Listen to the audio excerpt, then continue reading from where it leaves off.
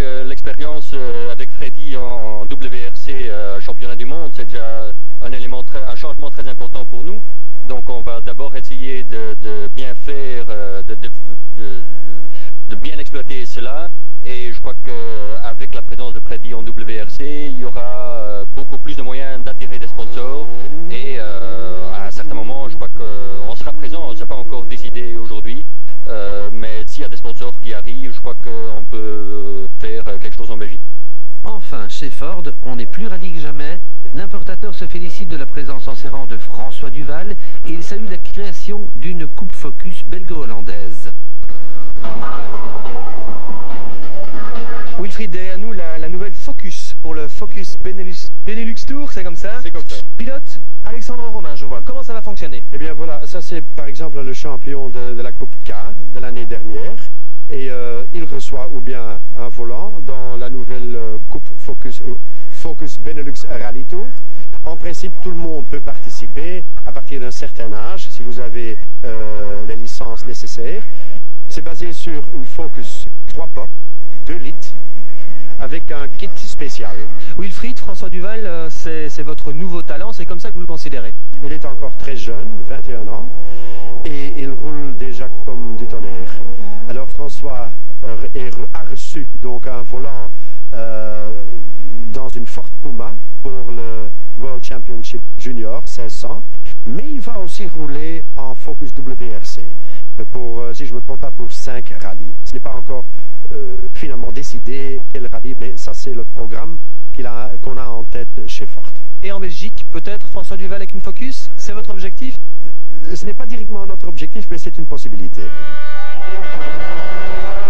Juste après le Monte-Carlo, Colin McRae est venu au salon de l'auto à Bruxelles. C'était sa première fois. À Bruxelles, il a été impressionné par le salon, le nombre de supporters qu'il a en Belgique et par l'opération Focus Rally Tour.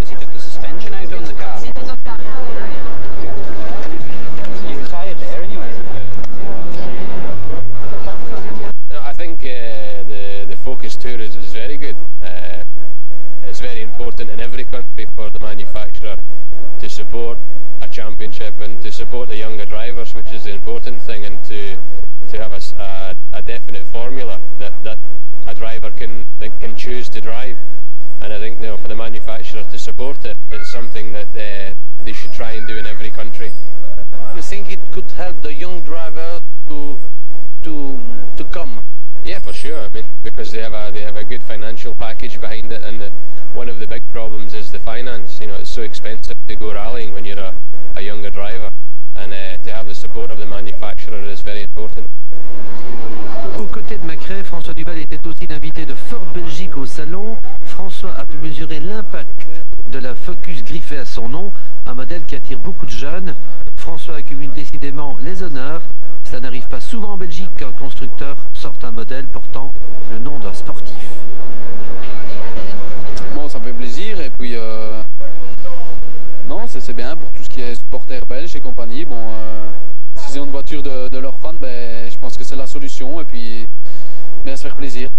Et quand vous rentrez dans un rallye comme le Monte-Carlo, qu'est-ce que vous faites en sortant de l'avion? Ben, je monte dans la Focus Duval et puis je rejoins le garage à Cunessard et puis je passe la journée là, même si je rentre à minuit, je fais un petit tour avant d'aller coucher, donc ça me fait plaisir, on change les idées. Et vous faites encore du boulot dans le garage? Non, de moins en moins, et je pense que mieux vaut préparer bien sa condition physique et dans le courant du mois de février, quand il fera un peu plus calme, de bien apprendre l'anglais pour être au top pour tout ce qui est interviews. Thank you very much. Thanks. Ford is launching a new car, Ford Focus François Duval. What do you think about that? It looks good. I was surprised when they told me the number of cars they were going to produce. I mean, Francois must be already a very popular guy in Belgium. Is that The problem is Francois has to sign every one personally. It exists in UK or somewhere else, Ford Focus Colin McRae? No, at the moment, no. Why? Unfortunately, it hasn't happened yet. Give them the idea. I must not be as popular as Francois. Retour à Monte-Carlo. S'imposer dans le rallye de Monte-Carlo, c'est le rêve de tout pilote. François Duval a gagné la première manche du championnat du monde Super 1600, championnat du monde junior. Il y avait au départ une trentaine de concurrents. C'était une véritable hécatombe et François s'est imposé. Voici comment. 3 Belges au départ du Monte Carlo. Deuxième spécial, Freddy Loax déchire sa Hyundai sur un pont.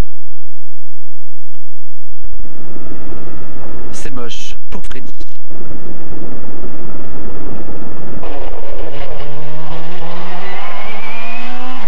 Bruno Thierry est au bout du Monte Carlo, 11e.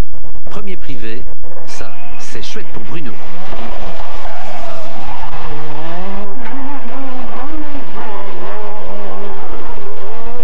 François Duval gagne la première manche du mondial junior. Ça, c'est génial pour Duval et pour la Belgique. Le rallye de Monte Carlo a donc une fois de plus marqué l'ouverture de la saison du championnat du monde des rallyes. 30 équipages professionnels s'y sont élancés vers la grande aventure de 14 épreuves sur 4 continents. Mais ce Monte Carlo 2002, c'était aussi l'occasion pour la FIA de relancer son championnat Super 1600, le championnat du monde des espoirs, fraîchement rebaptisé championnat du monde des rallyes pour juniors. En anglais, Junior World Rally Championship. Il est à nouveau réservé aux 2 roues motrices traction. Pour rappel, en 2001, c'est Sébastien Loeb qui s'est imposé en remportant 5 manches sur les 5 auxquelles il a participé. Cette année, Loeb et sa Citroën ne seront plus là, mais les favoris ne manquent pas. On retrouve d'emblée les 4 usines présentes en 2001. Citroën, Fiat, Ford et Peugeot. Pour faire le compte, on y ajoute 4 nouvelles. Suzuki avec des Inis.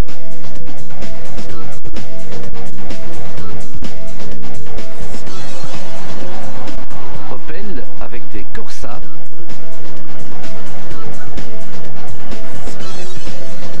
Rover avec des MG.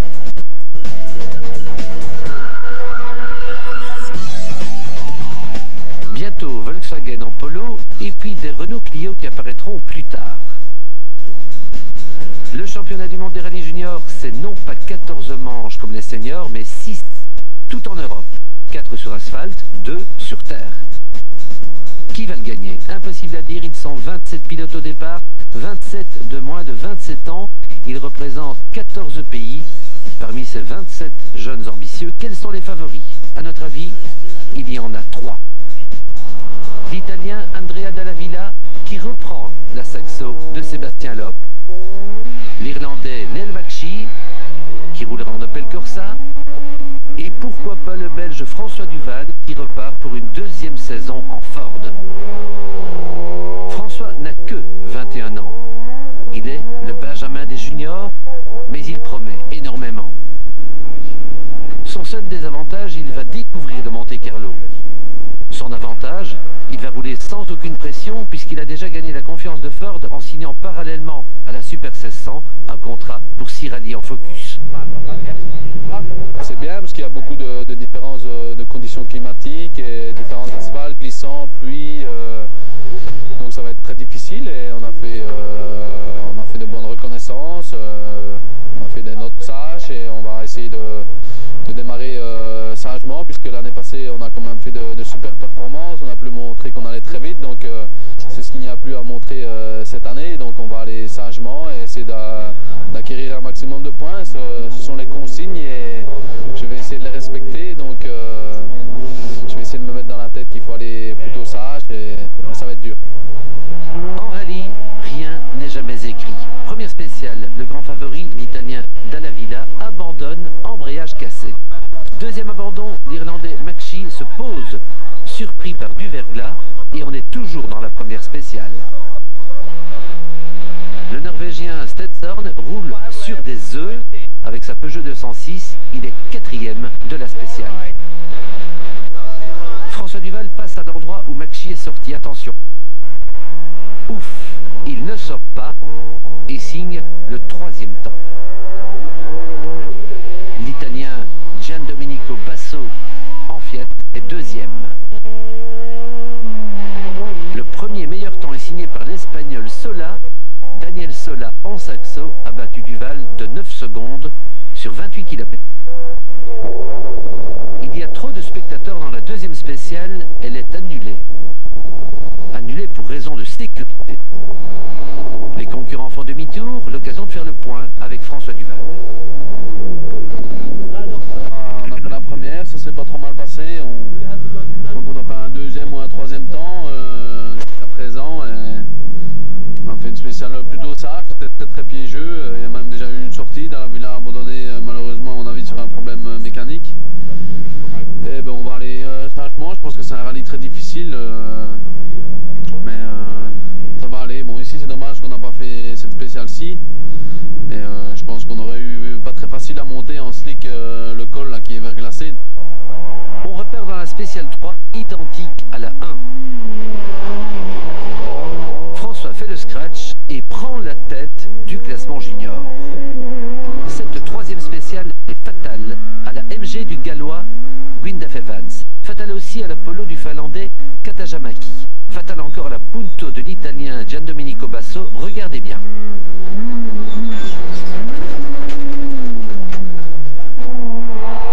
François Duval, leader des juniors, est dans Sisteron.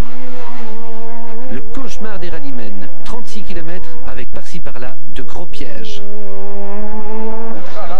Basso s'est planté. François Duval l'a vu. Mais il va se faire surprendre lui aussi.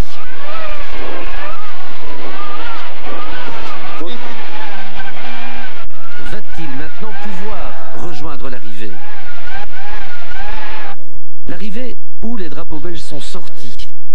C'est un peu l'angoisse. Ouf, le voilà François Duval. Et sa roue est toujours là, mais elle est gravement pliée. Ouais, je tape après le col et dans les notes ça devenait bon. Et il y avait encore un endroit à l'ombre où c'était en première ou deuxième. J'ai fait un demi-tour et j'ai tapé un peu dans le talus quand même. Le problème c'est que je suis sans frein, la roue va comme ça, elle repousse à chaque fois les plaquettes et j'ai pas de frein. Là on perd beaucoup là. François a perdu la tête du classement. Il lui reste une liaison de 30 km à faire pour essayer de rejoindre l'assistance et faire réparer. Il y parviendra. Mais maintenant, François est deuxième derrière l'Italien Galli. L'Italien Galli déchaîné qui accentue son avance dans la cinquième et dernière spéciale. Duval est à 1,31 de Galli. Comme les autres sont déjà à plus de 4 minutes, le duel Galli-Duval est lancé. Dommage qu'on a perdu 1 minute et demie tout à l'heure, qu'on a touché, sinon ben, il ne doit pas être mal. Hein, mais... Oui, deuxième à 1,30. Hein. Ouais. Ouais. C'est bon. Deuxième jour, première spéciale, Galli passe. Voici Duval derrière lui. L'un et l'autre l'ont échappé belle sur une plaque de verglas fatale à Stenshorn.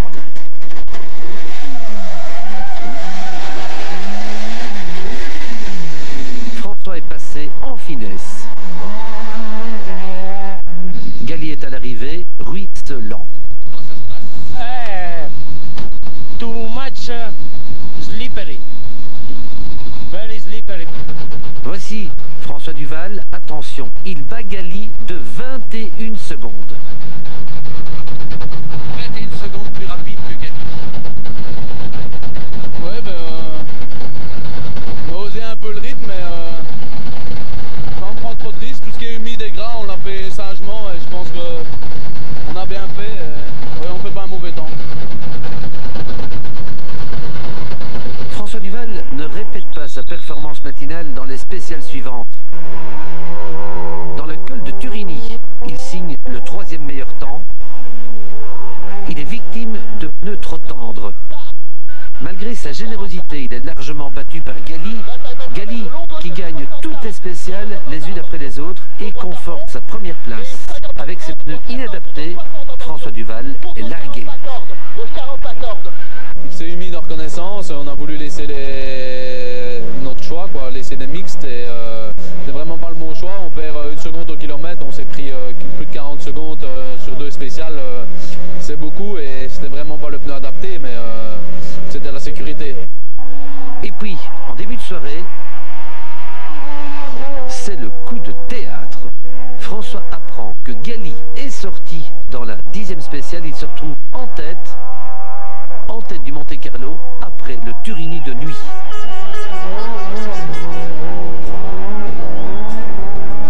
Duval a plus de 4 minutes d'avance sur Caldani, les autres sont à plus de 6 minutes hors du coup.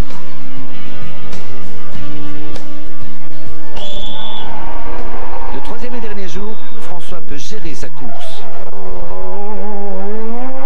Vu son énorme avantage, plus rien ne peut lui arriver.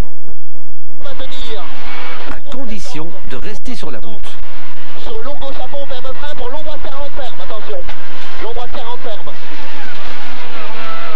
25 mètres gauche 40 ferme. Sur fond, attention glisse. Ferme sur fond, attention glisse.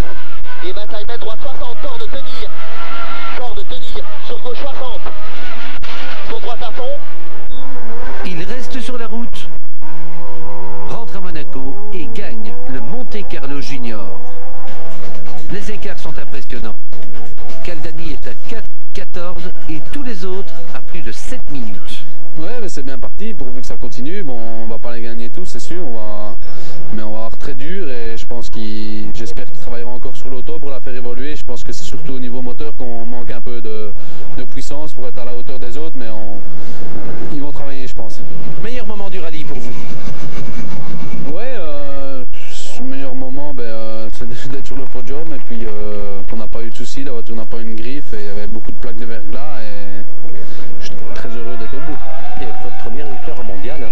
Première victoire en mondial, oui, c'est en Super 700, mais c'est déjà pas mal quand même et j'espère qu'il y en aura d'autres. En attendant, place à la Brabançonne, la première fois qu'on l'entend sur un rallye mondial. Merci, François Duval.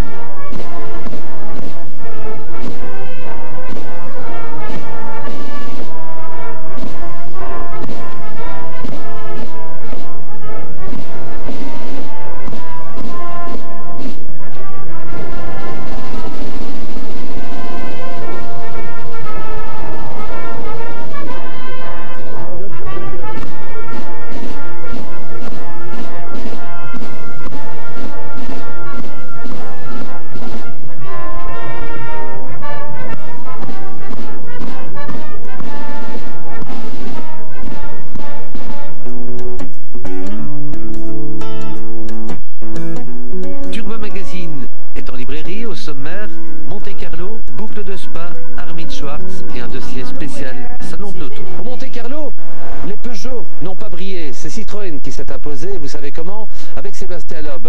Dans la 2e manche du mondial des rallyes, le rallye de Suède, Peugeot doit absolument redresser la barre. C'est certain, mais tous les autres aussi, bien sûr, rêvent de victoire.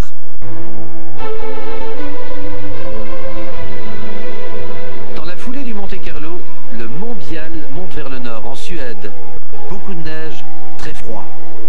Ce sera à nouveau un rallye polaire, ultra spécifique, favorable comme d'habitude aux pilotes scandinaves. Les gens du Grand Nord dominent en effet cette épreuve depuis qu'elle est née il y a plus d'un demi-siècle. Les Scandinaves l'ont gagné, tenez-vous bien, 50 fois en 50 éditions. Alors feuilletons le récent palmarès de l'épreuve.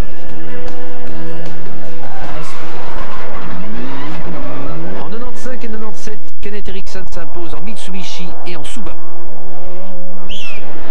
En 96, 98, 99, Mäkinen gagne 3 fois en Mitsubishi. Tommi Mäkinen, Risto Maniselmäki. En 2000, c'est Gronholm qui fait triompher la Peugeot 206. L'année dernière, en 2001, Rovanperä offre le doublé au palmarès à Peugeot.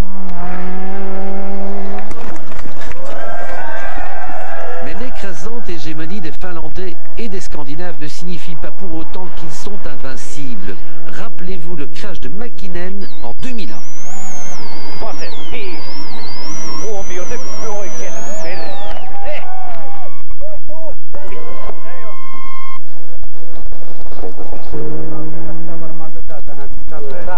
Question, qui pourrait éventuellement battre les Nordiques sur leur banquise? On pense à Burns, Richard Burns, le champion du monde, mais il s'est planté l'année dernière.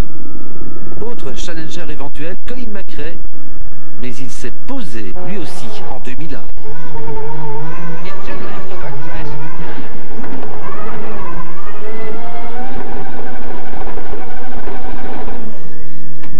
Now is the time coming for you to win Sweden?